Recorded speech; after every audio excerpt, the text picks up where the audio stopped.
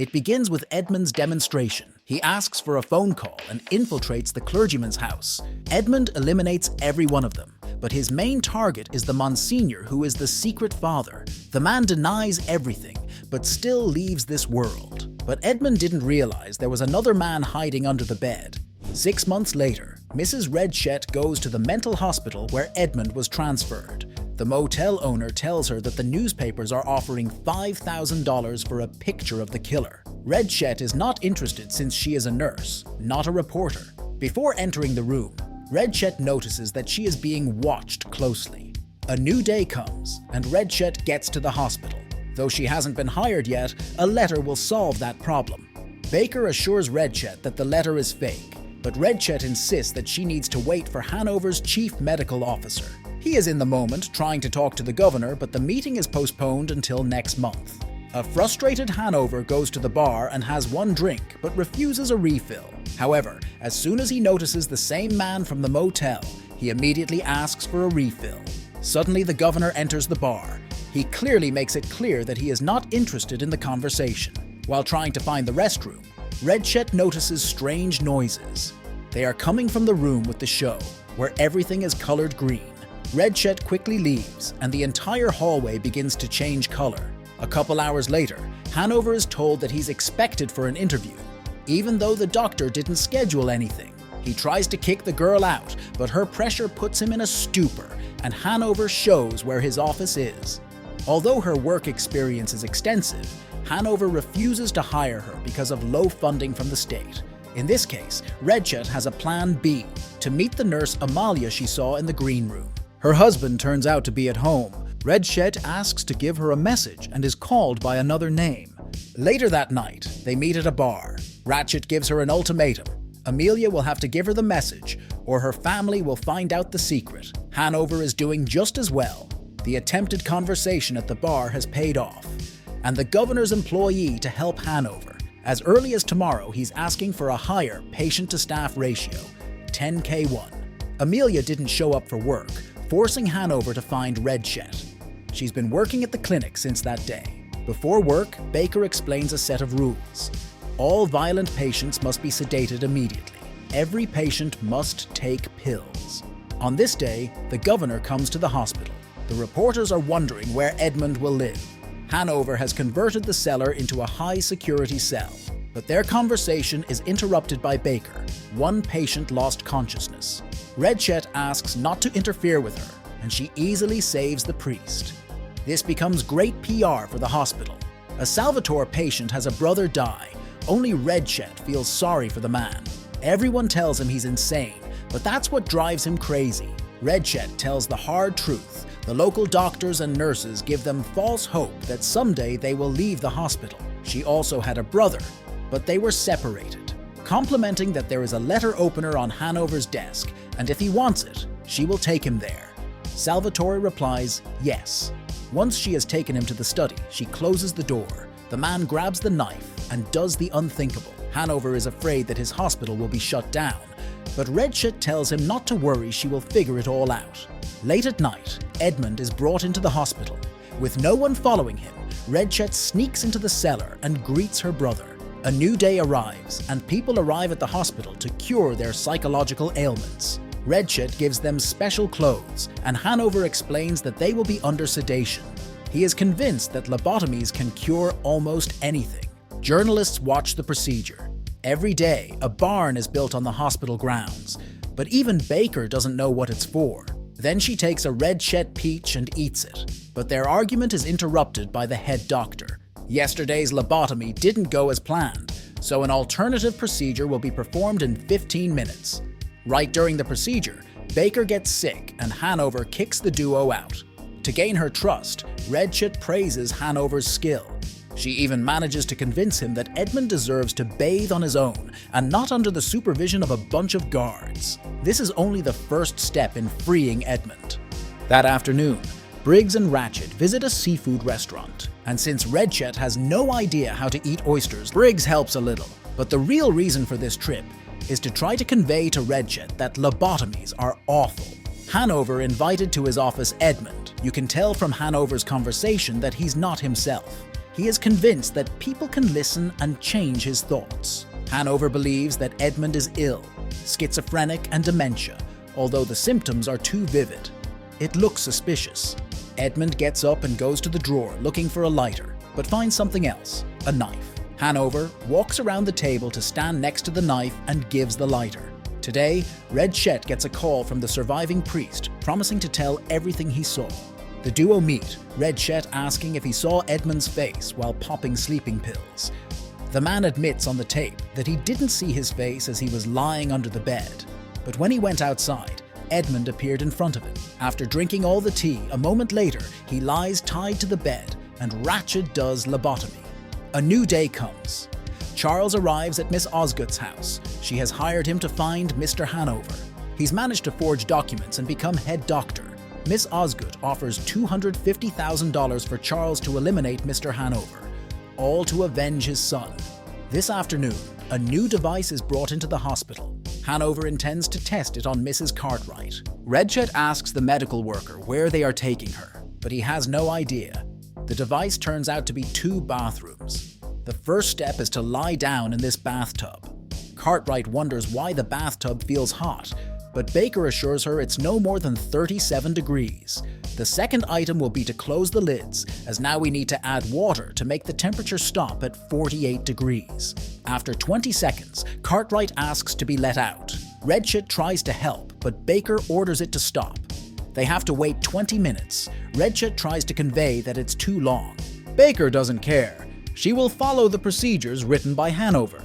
After 20 minutes, the duo are asked to move Cartwright into a cold bath. Finnegan is determined to forbid this treatment and is not intimidated by being fired from his job.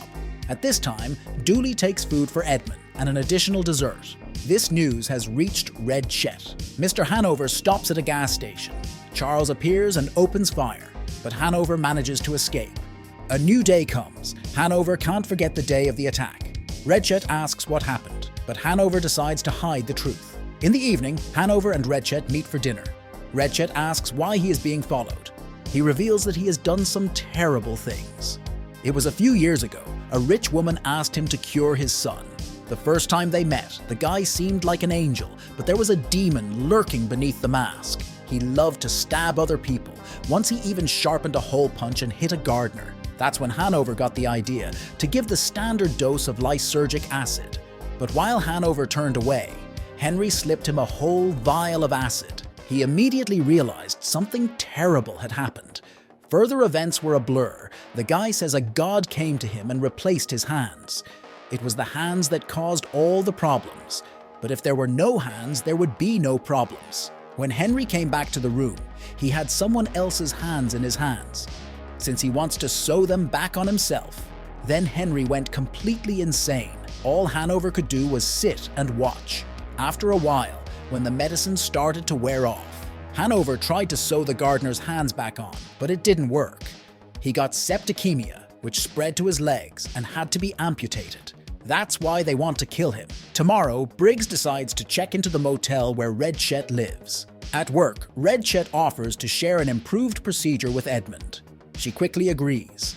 Ratched prepares the bathroom. During the meeting, one of the workers informs her that one of the patients lost her ring during the hydro procedure, but at the very last minute, she was called in because the ring had been found. She'll have 5 minutes. An hour later, another hydrotherapy session begins. But luckily for Ingrid, the heater feed is cut. Late at night, Briggs notices Charles chatting about Hanover's murder, after which walks into Ratched's room.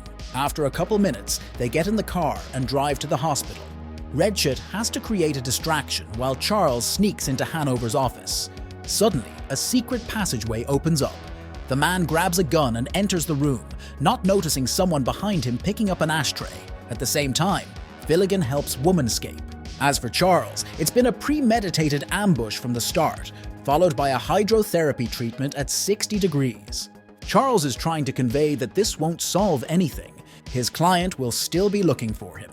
Ratched then wakes Ingrid up and asks her to follow her. Finnegan is waiting for her in the car. Briggs enters Hanover's office and notices a bloodstain. Charles miraculously picks the locks and walks out into the hallway. He is spotted by Peter, who thinks it's just a hallucination, but the guard pulls out a gun, sending Charles to the other side. Ratched takes advantage of the opportunity and calls it an accident due to an intruder entering the institution, namely Briggs. It wouldn't be pretty if the police thought she was indirectly involved. After destroying the evidence, the girls return to the hotel. Ratched sneaks into Charles's room and calls the number in the file, and sets up a meeting at the motel. Tomorrow, Ratched is clearly making it clear that Hanover won't be able to recognize Edmund as fit for the Treasury. It also wouldn't be a bad idea if he appointed her head nurse. Another day comes. Hanover finds an excuse to demote Baker. Baker's emotions turn red. The first thing Ratched announces is that there will soon be a ball for patients and staff. During the ball, the brother has to convince everyone else that he's crazy, and Baker convinces that Hanover actually loves her, just doesn't know how to show it. But the ball can fix everything. Then orders Hanover to accept Baker's invitation. Today, a new patient enters the clinic. Her memory disappears. After only a second, Undira's condition changes, and she becomes like a small child. The original diagnosis was melancholia, but here, everything is much more serious disorder. A large number of diseases are gathered in her. Ratched asks Hanover to cure her. It will show that he is a first-rate specialist. Tomorrow, Miss Osgood arrives at the motel. Ratched is ready to complete the case, but for $1 million. But Miss Osgood doesn't like being taken advantage of.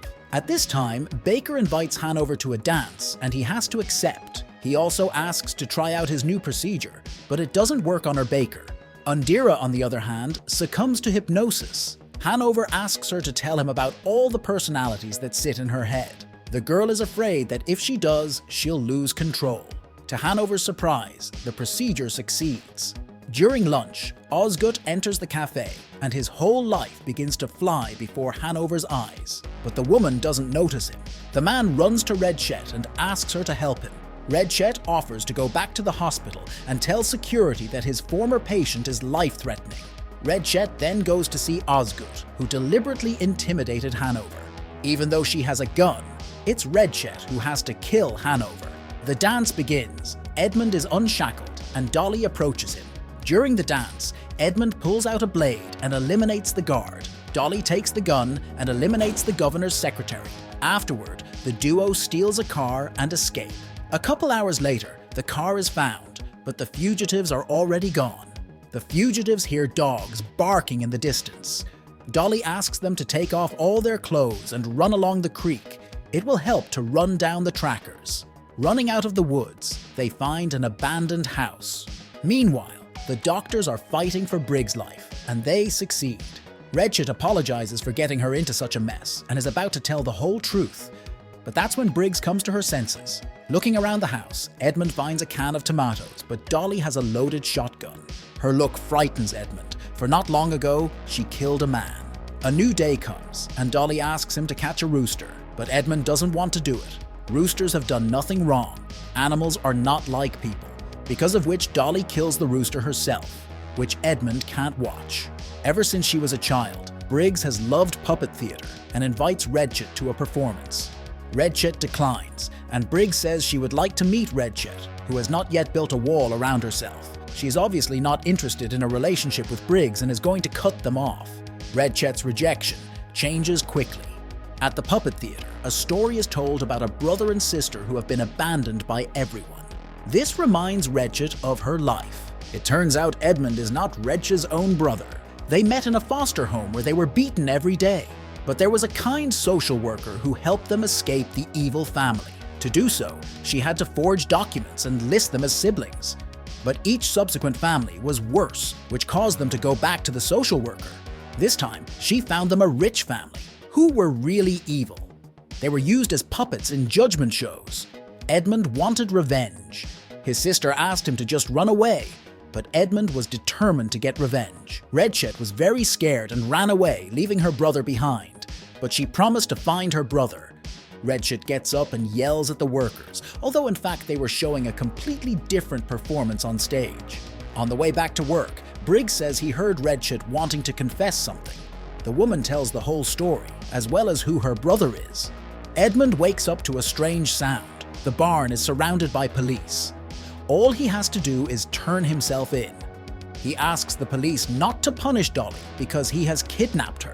Suddenly, Dolly comes out of the barn and eliminates a couple of policemen. The cops return fire, sending Dolly to the other side of the world. Edmund is returned to the mental hospital in the dead of night. The construction of the barn is almost at an end. The governor arrives and forces him to sign a document allowing Edmund to be executed. Hanover thought his hospital would then be funded, but the governor was a liar and just tricked Hanover. In as little as a month, this hospital would be closed. Hearing such words, Briggs suggests delaying the execution and using this as an election campaign. The governor refuses and fires the woman. 1 month before, Hanover and his wife divorced. Though the daughter wanted to stay with her father, the court sided with the mother. But Hanover swore to his daughter that he would help her with money. That's why he came to the Osgood family. In the corridor of the hospital, Ratched meets with Finnegan. He gathers his thoughts and asks Ratched out on a date. She calls him a wonderful man, but it so happens that Ratched prefers the company of people like her. Finnegan promises not to tell anyone. By coincidence, Baker finds a tape recorder with the priest's confession and the sounds of the lobotomy. In case Ratched decides to kill Baker, her friend knows this information. Ratched is forced to tell her story. Baker agrees that Edmund's death is not beneficial. Much better to study him. The next day, they arrive at the rich family that owns the foundation. Ratched reveals that Hanover's documents have been forged. The woman suggests Hanover be suspended until a replacement can be found. Baker will be chief medical officer. She gives this news to Hanover, and since his secret is out, he has to flee. Hanover was on the verge of curing Undira, so he takes the girl, but the guard orders him to stop. Red Cat appears and reminds him that this patient came to the hospital and is free to leave whenever she wants. Toward nightfall, Hanover gets a motel room, but Undira has a seizure and her personality takes over, causing her to kill Hanover. Undira calls Ratched and she quickly arrives at the motel. Ratched helps Undira buy a ticket to Mexico. She'll deal with Hanover herself. She buys a saw tomorrow and brings a gift for Osgood. Ratched gets a check for $1 million. But Henry never blamed Hanover because it was Osgood who invited him into their home, which is why he kills Osgood.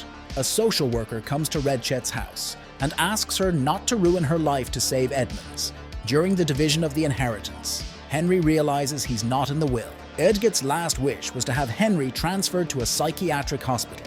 1 month later, Ratched started living with Briggs. Briggs' health has deteriorated dramatically. She realizes that her life is coming to an end. But this month has been the best month of her life.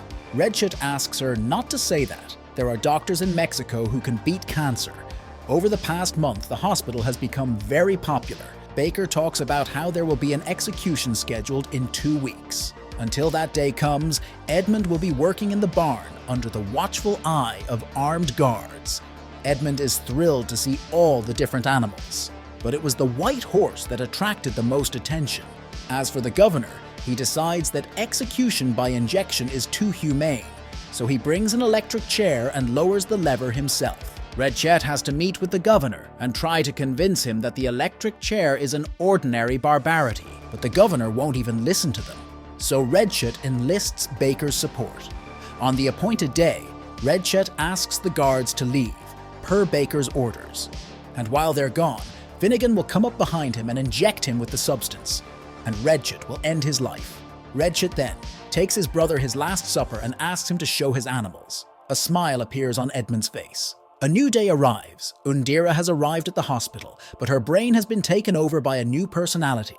She now thinks she is Dr. Hanover. Seeing that the woman is very dangerous, Baker goes for help. But what she didn't realize was that there was a revolver in the desk. As a World War II veteran, Finnegan is not afraid of a gun. He manages to awaken Undira's personality as she suddenly loses control of her body. Baker gives the signal, and Finnegan tries to snatch the revolver, but leaves this world, and she orders Baker to take her to Mr. Edmund. At the noise, the guards come running, but they do not notice that the duo went out through the secret exit. Only the t-shirt guard sees a suspicious person. The guard follows them, falling into Undira's trap. The guard is not allowed to go behind the bars, forcing Undira to take another shot. Edmund realizes he is facing a psychopath. He takes the rifle and asks why this woman and not Ratched came after him. At first, Baker tries to hide the plan, But at rifle point, he tells him everything. This causes Edmund to lock her in the cages and leave. The madmen take the car and escape. Mexico, 1950. Ratched and Briggs are living their new life. Baker comes to visit them, but happiness couldn't last forever. One day, Undira and Edmund sneaks into her house and wants to kill her with him. It was just a normal nightmare though. While eating lunch at the cafe, a call comes in asking Ratched to hand over the phone. She is not afraid of Edmund since she is the one going after him. That concludes the issue. Thanks for watching. Don't forget to subscribe to the channel and leave your comment. See you very soon. Bye.